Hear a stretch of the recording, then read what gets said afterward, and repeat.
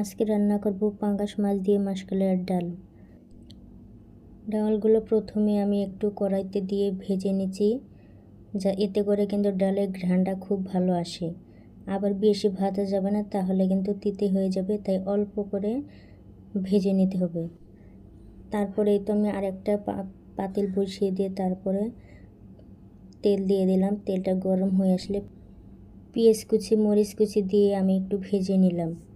ভেজে নেওয়ার পরে যখন দিয়ে দিলাম অল্প করে পানি, তারপরে দিয়ে দিলাম রসুন বাটা, আদা বাটা, জিরা বাটা।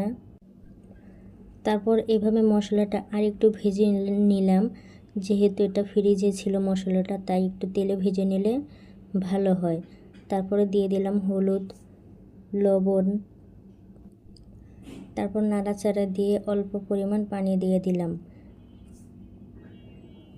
তারপর যখন মশলাটা কষানো হয়ে যাবে ভালোভাবে, তার উপরে দিয়ে দেব পাঙ্গাস মাছগুলো।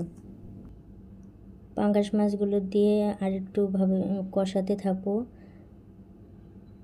ভালোভাবে কষানো যখন হয়ে যাবে তখন আমি দিয়ে দেব ডাউলগুলো।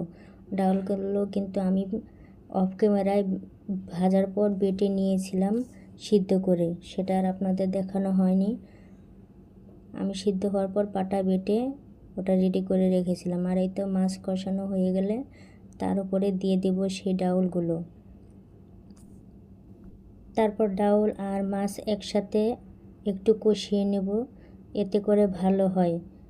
এই তো আমি একসাথে কষিয়ে নিচ্ছি।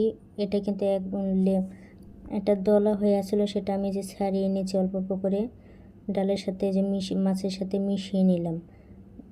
এই তো আমার ডালটা ভালোভাবে মাছের সাথে কষানো হয়ে গেছে। তারপরে আমি যে দিয়ে দিচ্ছি ডালের পানি, পরিমাণ মতো পানি আমি দিয়ে দিচ্ছি। দেখেন কালারটা মাশাআল্লাহ কত সুন্দর দেখা যাচ্ছে।